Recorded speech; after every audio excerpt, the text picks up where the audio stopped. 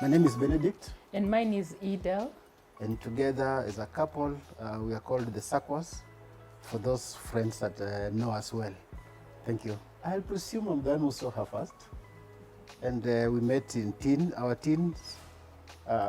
She had just finished Form 4, and I bumped on her on the road when she was going to check for status of her ID at the DC's office in Bungoma. Yeah, I think so. That's the first time I met her. Well, he has different versions. So, yeah, I remember someone just stalking me when I was going to check for my ID. And I just wondered, what is this guy up to? Yeah. So that's how we met. Basically, actually, where I lived at my auntie's place was just a fence away. So we were like neighbors. Yeah, so he lived across. I knew his sisters because we used to go to the same church. But him, I didn't know about him because he was mostly in boarding school. So that's how we met. And that's when, like, I saw him. I didn't know much about him. Yeah, but I knew he was part of that family. I just bumped into her on the road. And the second time we met was when she came over. I was milking, after closing school, of course, we help in chores at home. So I was milking my parents' cows, and he came to buy milk. So that is the second interaction that we had. So, and after that, I tried to engage her, but she was a bit evasive, not really responsive. Yeah. No, I wasn't ready for boys that time. I just finished school and I was very churchy and focused. So I didn't want distractions by that time. So when I went to, I had always prayed. Being a churchy girl, I had always prayed, the kind of man I would want to have. So I was still in that process of, praying. Yeah, but then also watching and, and all these, people around me. As we mentioned, this was after high school, and for me, I had finished slightly earlier.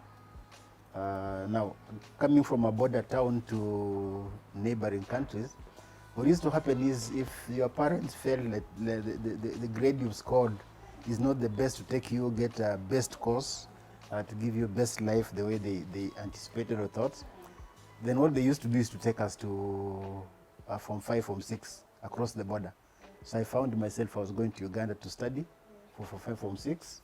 And for her, at that time and day, of course, we were parting ways. Also, she came to Nairobi to do her course. So that kept us apart for quite some time. But we tried to communicate via letters. Those days we used to write letters. Yeah. Yeah. So we used to try to communicate through letters. Yeah. Well, Though she was not responsive to my letters still. The thing is, you can't just meet a guy and then you're in the process of, moving to the next level of, you've just finished high school, so you're getting into college, and then you meet this person and then you separate again. So are you supposed to say yes, when you're far? Yes, so he tried, writing me letters saying he's very interested. But I was like, I don't know him very well, so I need to give myself time. And that time I had also, because we are Catholics, but then I had moved to a Pentecostal church. So for me, it was more of focus. Yeah, on salvation, so him, I was not so sure about his Christian background, and like the Bible said, do not be yoked with unbelievers. So for me that time he was an unbeliever, so I was not ready that I want to engage with him. So he could write me letters and send me photos of his and closely, then I could cut them into small pieces and those letters and send him back. Yeah. That is how bad it was. Yeah. Yeah, but he persisted.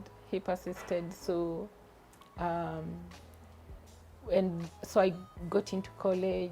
I was in Nairobi, he was in Uganda, and we barely closed. So like during holidays is when we would meet. But then I was still not so sure. Yeah, so I was still taking my time to just accept. But eventually I realized he's genuine. And Yeah. that taking time lasted 9 years. Yes, Say 5 maybe. 9 years. 5. No, it was 9 years. You counted What? properly.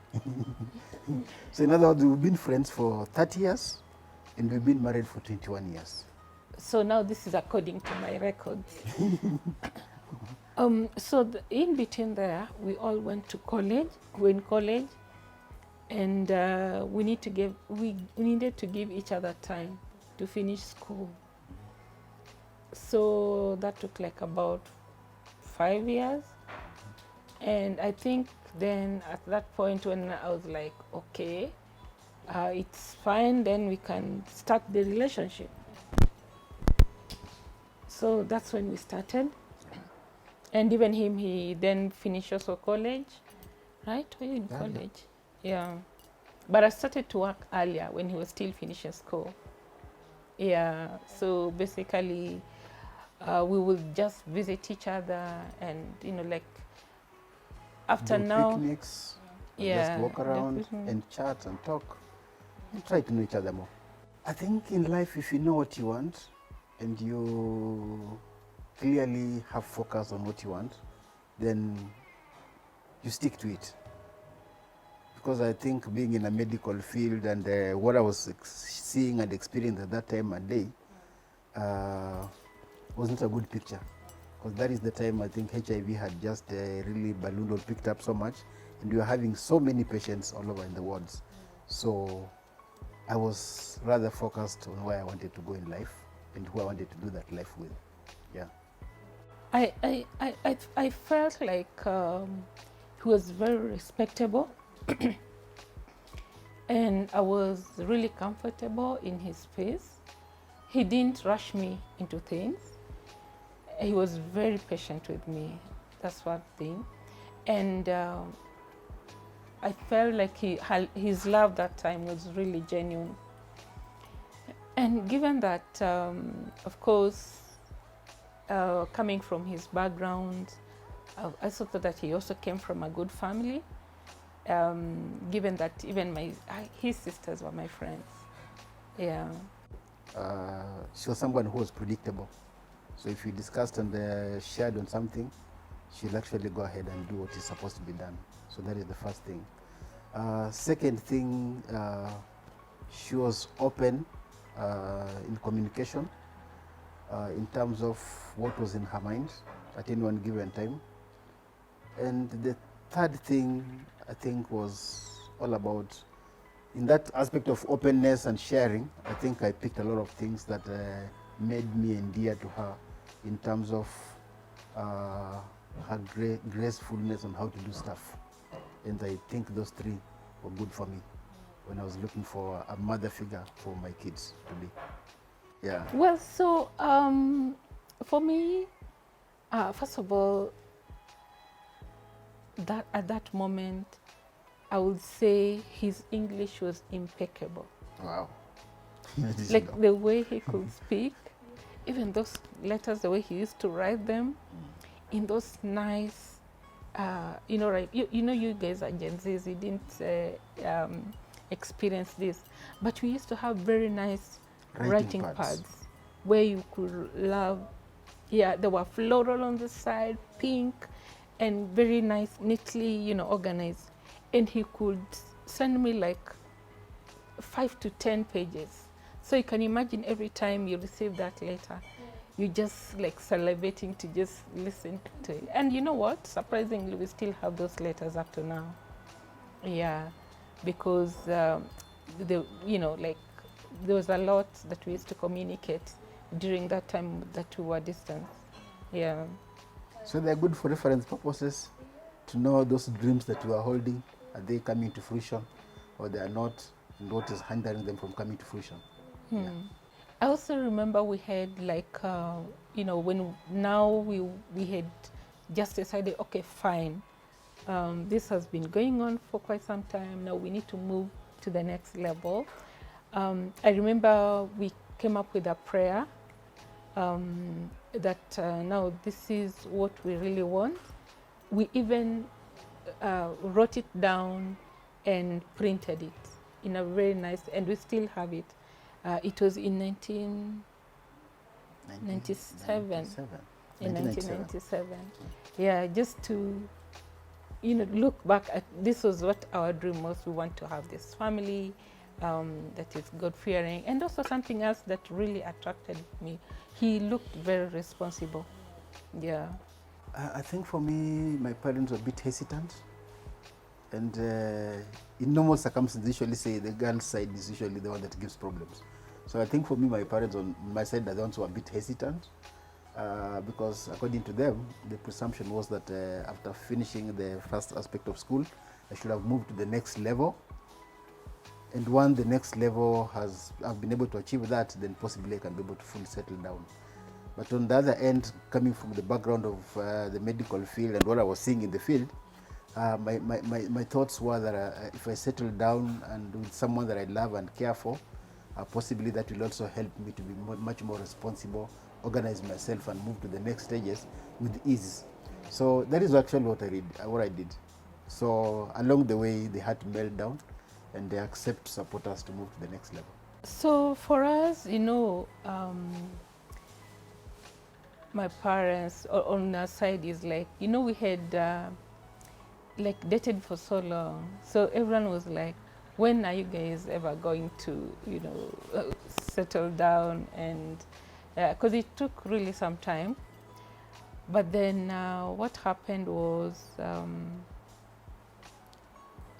happened? I didn't have any problem, like from my parents' side.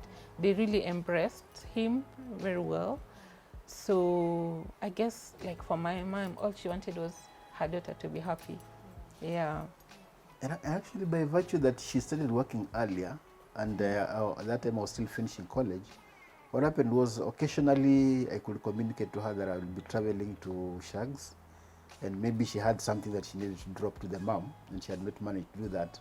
So she could send, because I was within a town center, so she could send, and possibly I could pick that and organize to get to the mom. And by that interaction also, the aspect of communication and sharing, she came to know me much more, a little better. And so things were a bit easy on her side. Yeah.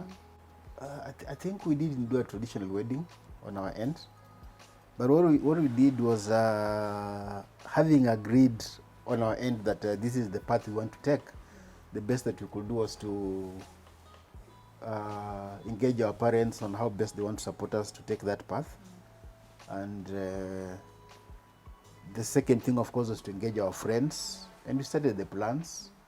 And our friends came through, and everything just fell in place. So finally, we had our dream wedding, though with a bit ish here, because parents also desire some specific aspect. We had planned to wed in Nairobi, but our parents said all of them are in Bungoma. So we don't need to transport all of them to Nairobi to come just for a wedding. That means we'll be limiting for some of them. So they felt that we do it in Bungoma, and then we can be able to have all of them being able to join us to share in our celebration.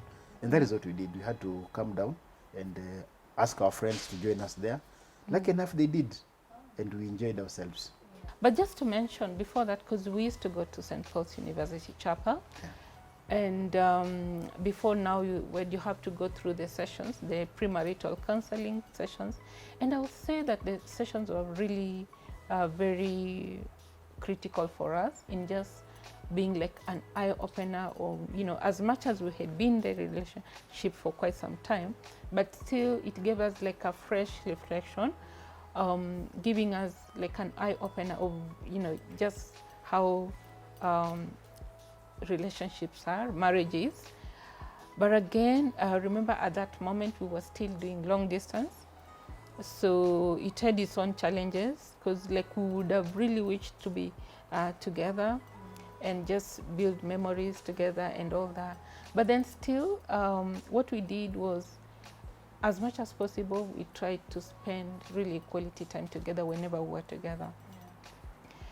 For me, the wedding... She mentioned about marriage preparation classes. Yeah. And for us, we hold them so dear because they really helped us, especially coming from the different backgrounds that we are coming from. We had a lot of things to talk about, and which if we did not talk about them and possibly bring them in perspective, the way what we want, what I want, what she wants, then clearly our marriage could not have been able to withstand the storms that have been there. But because of that marriage preparation class that we held in 2003, and as she says, that time I was working in Nyanza, and she was in Nairobi, so I sacrificed to ensure that at least I managed to attend some of the classes, and they were quite beautiful for us to start off. Yeah, the foundation matters, in other words. Yeah. Yeah, so the wedding was really exciting. Just having family around you to spend this important sacrament, I would say sacrament. It was really, well, a little bit of, issues because of the long distance, preparing it remotely. But we thank God that all went well. It was a very successful day, apart from a few hitches. Yeah, but for me, most importantly, was just listening to the preaching and also the learnings from it. Yeah, and then dancing, our reception away. Yeah. The first hitch that I experienced, even before the wedding, let's start from before the wedding. The first hitch that I experienced, as I said, my parents were a bit hesitant, especially on my dad's side. I think that time he was low on finances, and being a typical Luya proud man who wants to stand with his son and be seen that I've stood with my son, he was not happy. I think that's the first thing that he was experiencing. So convincing him that we'll try our level best to do what we can and make things good was not an easy task. That is one. Come the day for the wedding, that aspect of transport is a big deal for a wedding, especially if you have a big bridal team. And we expected much more vehicles, but I think slightly we missed out on a number. And so some people were pushed to get into buses and what have you, and they were not comfortable. And so that was another first hitch that we experienced. Third thing, I think we missed out on some photos, especially after photo session, because it reached a point, I think the cameraman had used all his films. Those days we were having films, and they got finished. So she was a bit disgusted when she was seeing the guys not taking any more photos at the reception. And she's like, these are the moments now, and we are missing them out. But at the end of the day, I think he was sparing some for reception and a few things here and there. But at the end of the day, all said and done, we still appreciate. We had a few that were captured that gives us good memories. Yeah. Yeah, of course, I had expectations. And you remember, I told you I was a very churchy girl. So for me, there are three things that I had really prayed to God. I was one of those girls who had like lists to pray for in a husband. So one of the things that I really prayed for was, God, please give me a man who doesn't drink alcohol. Because I had seen in my environments what the alcohol addictions had caused to families. Then secondly, I had asked God, please help me with someone who knows the door of the church. Because there's some people who do not even, like on Sundays, they don't think about it. And then thirdly, someone who will be responsible and love his family. And I will say truly, thank God, my husband has really met those. It was an answered prayer. But again, my expectation was just to have a loving family that serves, God, and they're really with well-raised children. I had a picture of many children, like 4 of them. Yeah, because I could go through photos and look at how a photo of a family of 6, how they look like, and like, oh, this looks really nice. But then also, my husband had sent me a letter, a 12-pager, full scraps letter on expectations of what a wife he wants. Yeah, and I read it, and up to now, I still feel like I can't meet to those standards. But I was like, this one, okay, I'll go in by the grace of God. But you know what? I can't meet these standards. Yeah. You know, he went to boarding school very early. So Structure. he knows about structure, order, and everything. But then I grew up all over, everywhere with boys. I have brothers. So I didn't know, we just woke up and we just, we didn't have structure. I lived with my auntie this time, another auntie this time. I had cousins who we grew up like sisters and brothers all over. So I really didn't have structure. But then he had structure, very organized. And then now he's getting this tomboy who, yeah. So those are some of the, I could say, backgrounds, the way we were socialized, how now that we had to now factor that in our marriage. For me, I think as far as expectations were concerned, one, having dated her and for those duration of years that we had been putting our heads together, I think first and foremost I was looking for a wife. I was looking for a mother to my children to be, and I was also looking for a companion, someone that we can be able to easily engage and look at things in a positive way, as if life throws challenges or if life throws joys our way, we find space to enjoy together. And that is clearly what I was looking for, nothing much, nothing less. Whether we have money or we don't have money, I was basically looking for a close relationship. And thank God, as you said, because of the foundation that we had with marriage preparation, it really opened our eyes to see how best to go around with those things. And so working on our communication, working on our bedroom issues, working on our relationship, on parenting when children comes, all those were open to our eyes. And so it was easy to get into this and move on.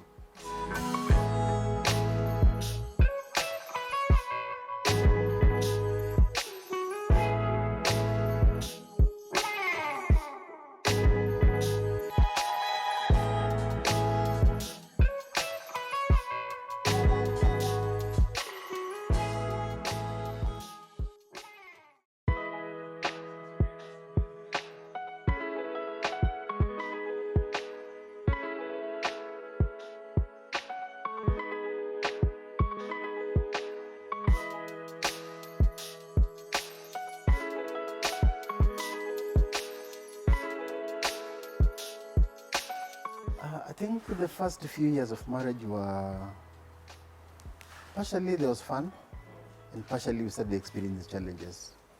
There was fun because we were so excited to get into this, and we were so hopeful in everything that was coming our way. And we were looking forward to our firstborn daughter within the first year of marriage, of course.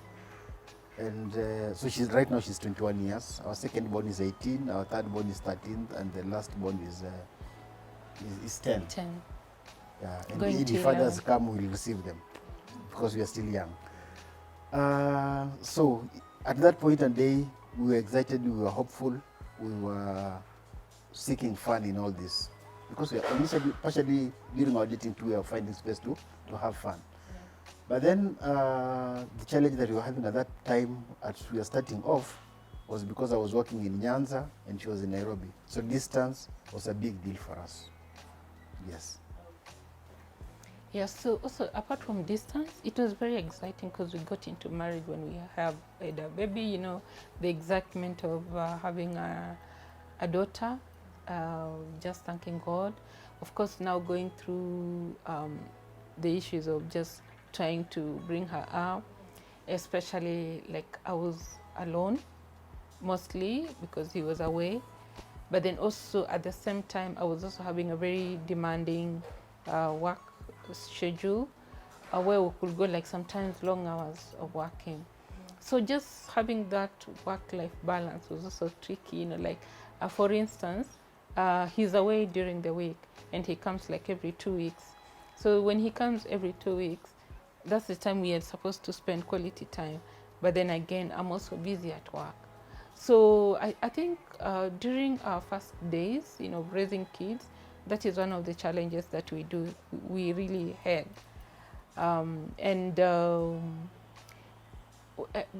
Well, so after like we had gotten married for 5 years, we were very lucky to go for world marriage encounter.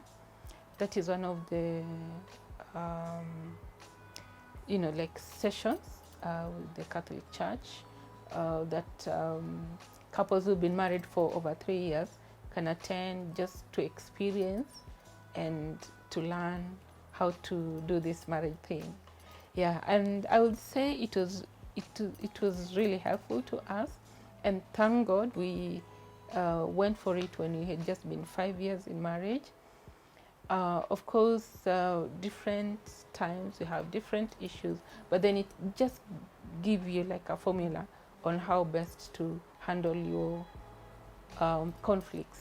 Yeah. What she forgets to mention is her nature of work was becoming a thorn in our relationship, and at the same time, because she was very busy, and I did not understand what was making her that busy beyond family.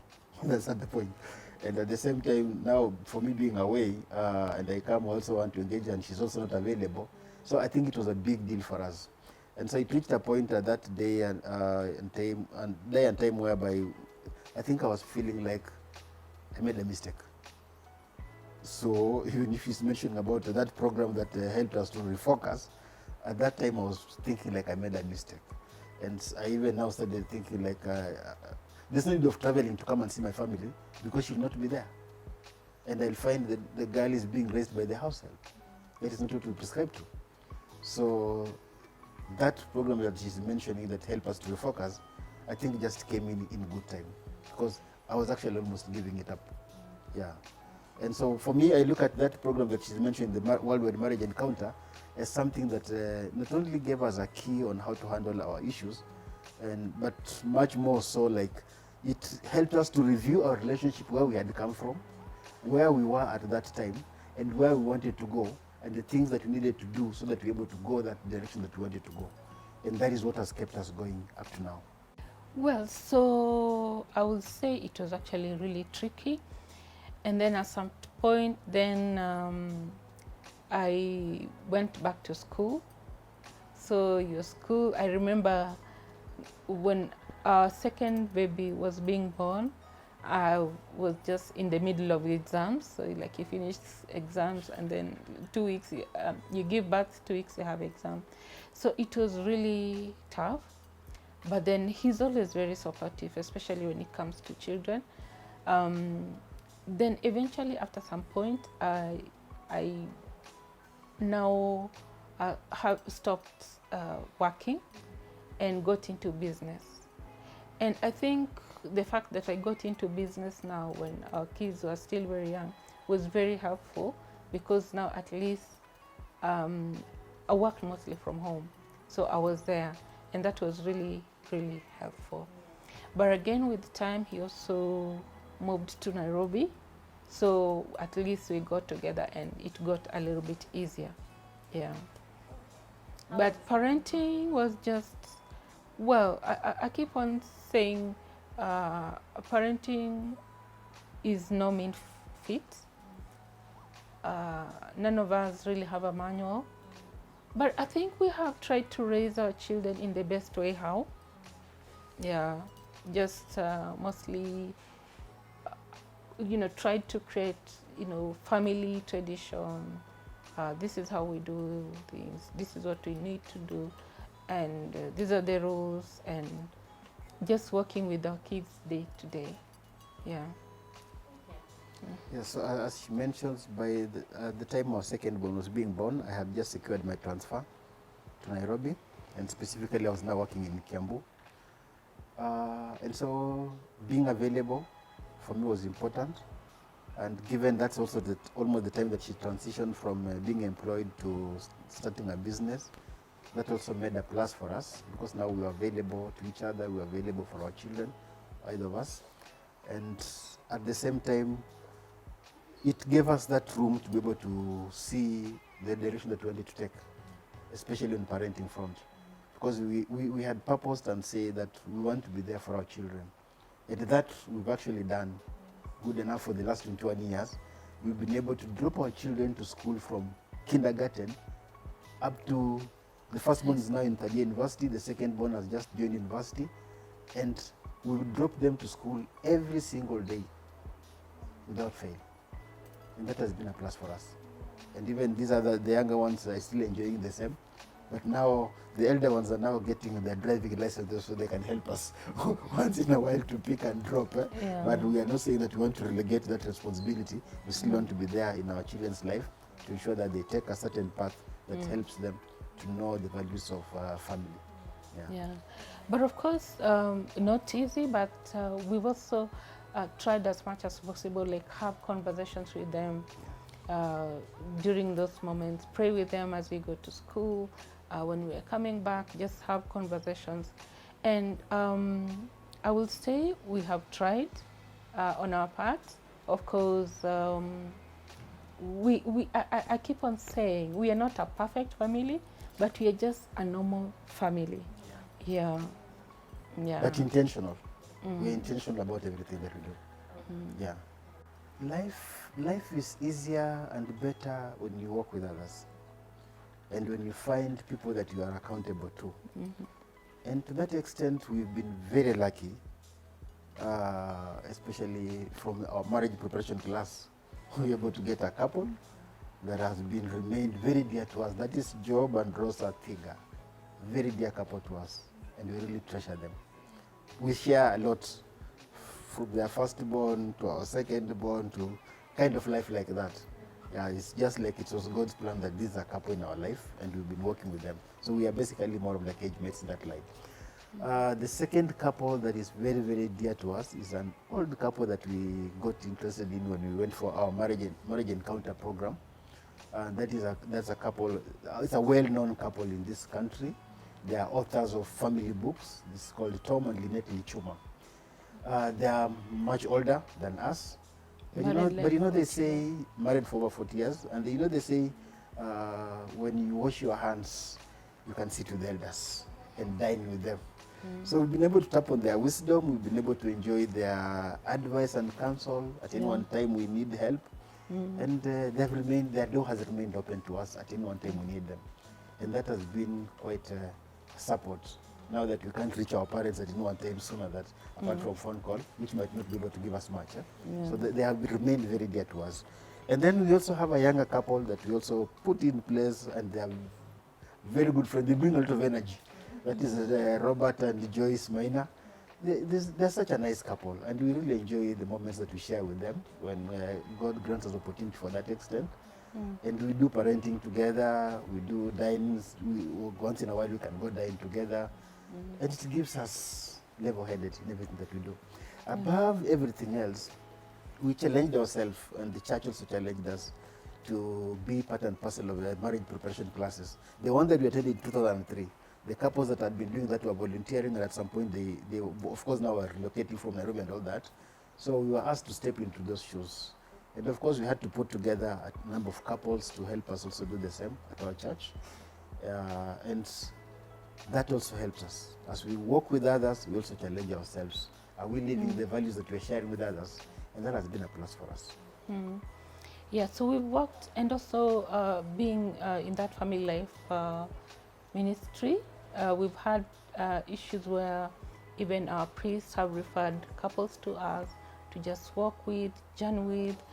And we've also had incidents like, how can we be authentic so that even as we share with couples, even as we are also working on our relationship, we've had incidences where we are having a challenge ourselves and we need to go talk to our couple, and then we are driving towards that place, but then like, hey, look, we need to sort this out because we can't, let's clean our house first before. Yeah, because marriages, I say, because of our different personalities, when we get into marriage, we tend to have like lots of challenges, but then it really needs a lot of work. Like I keep saying marriage is a big step of faith, and it really needs a lot of work. So couples just need to work. Even us personally, as the Sakwas, we also have to like really work on it a lot.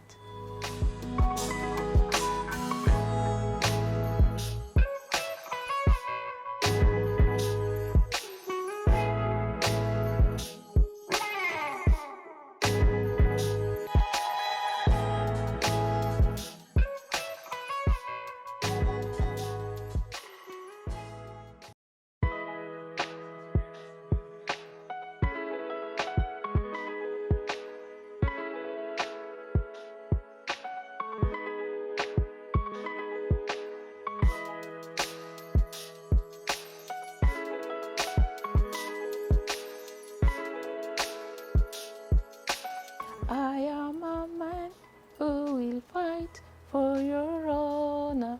Can you sing? Okay, so that he'll be my hero. We listen to treaties, and I will do anything for you. I will do. Yeah. So you guys, I don't know if you listen to those songs, but those are some of the songs. We listen to Phil Collins. We exchange cassettes. We didn't have like YouTube, like now, and all Spotify and all that. But that's really, it was really good to just remember about that. How he could even do like my nails and buy for me stuff. He didn't have much money, but he was very keen on how I looked, so he could buy me clothes. All said and done, I think the friendship that we developed over time has kept us going. And that is the most important thing that I really treasure in this relationship. That we have this friendship, that we've known each other, we keep growing and knowing each other every other new day. And above all this is the kind of open communication that we have maintained. And much more so, as she said, from marriage encounter, we were taught a formula on how to communicate. So we don't let the sun go down before we iron our differences, if there are any. Yeah. And if it has to persist, then possibly we don't give it much longer time before they are resolved. Because at the end of the day, we know communication is important for us. Yeah. And equally, there are moments that we also treasure, especially when we find time to go just to spend together, now that children are in the house. And a number of times couples struggle, do we tag along with the children, or we can leave them alone also, and whatever. And it's important that they also learn along the way they live, and we'll have to continue our life as a couple the way we began. So at the end of the day, we just find treasure moments that we can be able to go and spend together as a couple, or possibly even with a couple friend, and just to enjoy those moments, catch up and see these challenges. Especially as we talk today, there are many challenges that marriages are facing. And there are a lot of dynamics that are happening day in, day out.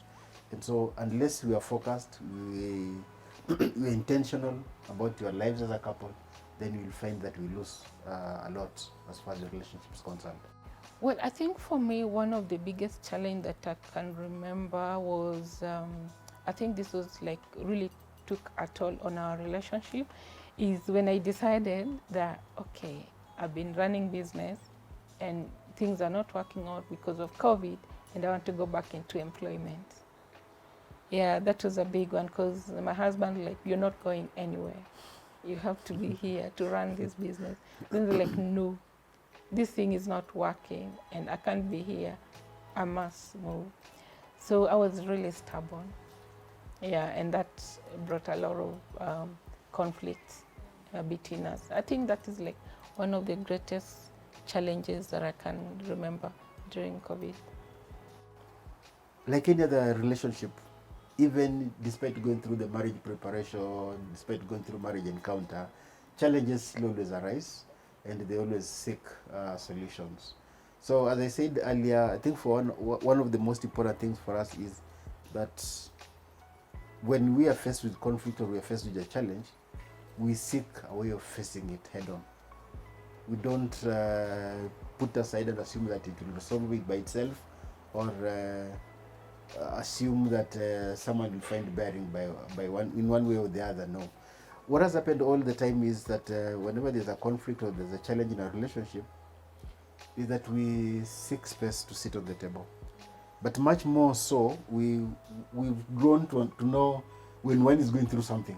By engaging the other person, you feel that this person is going through some stress or some challenge. And of course, it starts from one end.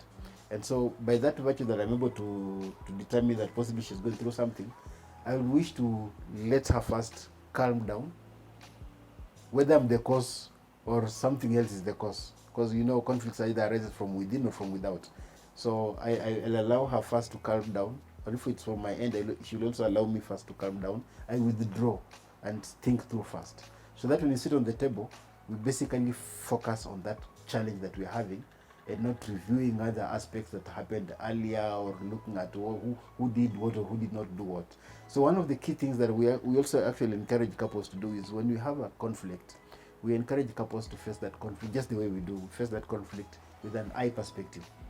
I come on this table looking at the thing that has happened and I talk on it in terms of, when this and this happened, this is how it made me feel, or this is how I was hurt. And from that angle, my spouse can be able to get into that shoe and feel the way I'm feeling, and we walk towards seeking a solution. But if I was to come to the table with the pointing fingers and accusing and what have you, that actually exacerbates the conflict. It makes things much more worse. So for us, I think handling conflict has been easier. That's what I can say from my side of view. Well, what I would say is, marriage, as I said, it's a step of faith, and you're getting in with all these people from, this is, there's so many things that arise. Like even, I would say, even coming here, we, we had to agree, how are we going to dress? That can be an area of, conflict, without knowing it. Or even when he's driving here, and then like, why are you on this lane? And why should you not be on this lane? Yeah, so small, big things. So they say, was in another session, and this priest was saying that marriage sometimes can kill the love, it can kill the romance, it can kill the confidence, like he's my confidant, and it can kill the trust that both of you have. But again, it's so easy to talk about art, sports, Manu, Arsenal. It's easy to talk about politics, the war in Gaza, and all that. But then we don't look into getting into speaking about the difficult, having those difficult conversations. And because those difficult conversations are the ones that bring in conflict. So you just must face it slowly, understanding when is the best time, what is the right time, what are the temperaments at this moment. Yeah, and then, so that is what, and it calls for a lot of patience and wisdom from God. Like you really need to seek wisdom and stop acting. I keep on saying, okay, either why are you now acting so foolish? Like wisen up and just see best way to solve issues. Because, well, if you're not gonna resolve it that time, just give it time. Yeah, give it time and give it space at the right time. Slowly, you'll get there. Yeah, but what I would advise, like what we try to do, is don't leave it go on for long. So that it creates like a gap between the two of you. Yeah, so it's good to, just, they say my people perish for lack of wisdom. So sometimes let's seek it If we feel like we can't solve it on our own, have a trusted person that you feel like will be very objective to listen to your situation. Yeah, and then also pray a lot more even before you go and solve that situation in your own ways. Yeah. So, honey, here we are, 21 years down the line. This far we have come. It's by God's grace. We've done this journey, we continue to do this journey, and our children have been a blessing unto this journey. And of course, we continue enjoying the moments. I just want to trust and believe that you continue taking them as they are, despite the challenges, despite the joys that we have, to enjoy the moment that we have for each other. And God will bless us more with it. Thank you for being my wife. Okay. For me, I just want to really thank you for being a wonderful husband who has always reminded me that it's not about the material things, but it's about the relationship that we build and the home that we build together as a family. And thank you so much for your commitment to us, especially even with the kids, ensuring that we have food for the day and everything. But most importantly, the wisdom that you have given and the love that you have shown in different ways, even in moments that we have not said it. Yeah, we truly, truly appreciate. And from deep down my heart is just to appreciate for being my soulmate. Thank you. We are the Sakwas, and and that that's was our love story.